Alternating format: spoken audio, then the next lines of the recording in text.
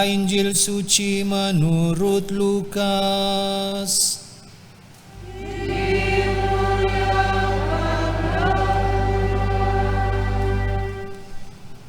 Sekali peristiwa datanglah kepada Yesus beberapa orang Saduki yang tidak mengakui adanya kebangkitan. Mereka bertanya kepada Yesus, "Guru, Musa menuliskan perintah ini untuk kita. Jika seseorang yang mempunyai saudara laki-laki mati, meninggalkan istrinya, tetapi ia tidak meninggalkan anak, maka saudaranya harus kawin dengan istrinya itu dan memberi keturunan bagi saudaranya. Ada 7 orang bersaudara. Yang pertama kawin dengan seorang perempuan, lalu mati tanpa meninggalkan anak. Lalu perempuan itu dikawini oleh yang kedua dan oleh yang ketiga, dan demikianlah berturut-turut oleh ke-7 saudara itu. Mereka semuanya mati tanpa meninggalkan anak. Akhirnya perempuan itu pun mati. Bagaimana sekarang dengan perempuan itu? Siapakah di antara orang-orang itu yang menjadi suaminya pada hari kebangkitan? Sebab ke-7-nya telah beristrikan dia." Jawab Yesus kepada mereka, "Orang-orang dunia ini kawin dan dikawinkan, tetapi mereka yang dianggap layak untuk mendapat bagian dalam dunia yang lain itu dan dalam kebangkitan dari antara orang mati tidak kawin dan tidak dikawinkan. Mereka tidak dapat mati lagi, sebab mereka sama seperti malaikat-malaikat dan mereka adalah anak-anak Allah karena mereka telah dibangkitkan. Tentang bangkitnya orang-orang mati, Musa telah memberitahukannya dalam cerita tentang semak duri, di mana ia menyebut Tuhan sebagai Allah Abraham, Allah Ishak dan Allah Yakub. Ia bukan Allah orang mati, melainkan Allah orang hidup, sebab di hadapan Dia semua orang hidup."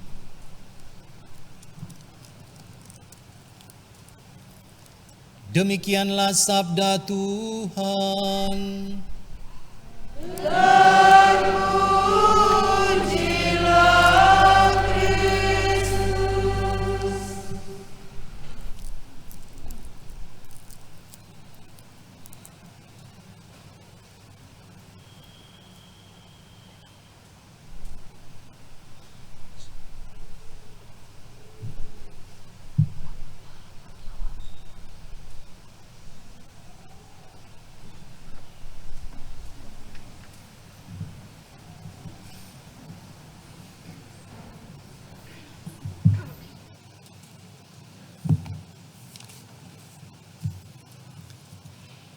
Suster, ibu dan bapak, saudara-saudari, umat beriman yang terkasih. Boleh jadi orang mempertanyakan apa yang akan terjadi setelah kita mengalami kematian, atau apa yang terjadi setelah kita mengakhiri kehidupan di dunia ini. Tentu saja kita tidak punya jawaban yang pasti selain dengan sikap percaya, selain dengan sikap yakin bahwa sesuai dengan ajaran iman kita mengakui, kita percaya adanya kehidupan abadi, adanya kehidupan lain setelah peristiwa kematian. Kematian bukan menjadi akhir dalam kehidupan, tetapi kehidupan itu diubah menjadi sebuah kehidupan yang baru. Dalam Injil hari ini kita mendengar kisah tentang bagaimana orang-orang Saduki datang pada Yesus dan mengajukan pertanyaan seputar peristiwa kebangkitan. Dalam masa Yesus itu ada beberapa kelompok atau grup orang-orang tertentu dengan keyakinan atau kepercayaan yang mereka miliki. Katakanlah ada kelompok orang Farisi, ada kelompok ahli-ahli Taurat, dan juga dalam Injil hari ini kita mendengar ada kelompok orang-orang Saduki. Kalau kelompok orang-orang Farisi, kita tahu bahwa mereka adalah orang-orang yang percaya dengan kitab Taurat dan kitab-kitab lain dalam perjanjian lama, dan mereka menjalankan kehidupan sesuai dengan ajaran hukum Taurat. Kelompok ahli-ahli Taurat adalah mereka yang memiliki pemahaman lebih tentang hukum Taurat dan menjalankan dalam kehidupan mereka. Sedangkan kelompok orang-orang Saduki adalah kelompok orang pada waktu itu yang hanya percaya dan menerima kitab-kitab Taurat. Kitab-kitab Taurat itu adalah 5 kitab awal dalam perjanjian lama: Kejadian, Keluaran, Bilangan, Ulangan, dan Imamat. Mereka tidak menerima kitab-kitab yang lain dalam perjanjian lama. Beda dengan orang-orang Farisi. sehingga mereka tidak percaya akan adanya kebangkitan. Dalam bacaan pertama yang diambil dari kitab kedua Makabe, yang juga diterima oleh orang-orang Farisi tetapi tidak diterima oleh orang-orang Saduki, ada pembicaraan atau ada kisah tentang keyakinan akan adanya kebangkitan. Makabe dan saudara-saudaranya mendapat penderitaan, dihukum karena mereka taat terhadap hukum Taurat, tidak mau melanggar apa yang menjadi hukum Taurat. Lalu mereka mengalami peristiwa penganiayaan dan kematian, tetapi di akhir dalam bacaan pertama tadi, di akhir kisah mereka, kita mendengar bahwa mereka meyakini adanya kebangkitan. Dan ini juga diterima oleh orang-orang Farisi pada zaman Yesus, sehingga mereka masih juga percaya pada kebangkitan. Tetapi orang-orang Saduki tidak. Mereka tidak menerima kitab-kitab yang lain selain kitab Taurat, sehingga mereka tidak mengakui apa yang diyakini oleh Makabe dan saudara-saudaranya akan kebangkitan. Itulah sebabnya mereka datang pada Yesus untuk memberi pertanyaan pada Yesus seputar peristiwa kebangkitan, sebagaimana tadi yang sudah kita dengar bersama. Tetapi Yesus memberikan jawaban yang juga menjadi keyakinan kita sampai saat ini akan adanya peristiwa kebangkitan, bahwa orang-orang yang sudah mati tidak dikawinkan dan juga tidak kawin. Mereka hidup sebagaimana malaikat, sebagai anak-anak Allah yang hidup. Inilah juga yang menjadi keyakinan kita sebagai orang Katolik yang kita daraskan bersama biasanya dalam Aku Percaya. Kita menyatakan aku percaya akan kebangkitan badan dan kehidupan yang kekal.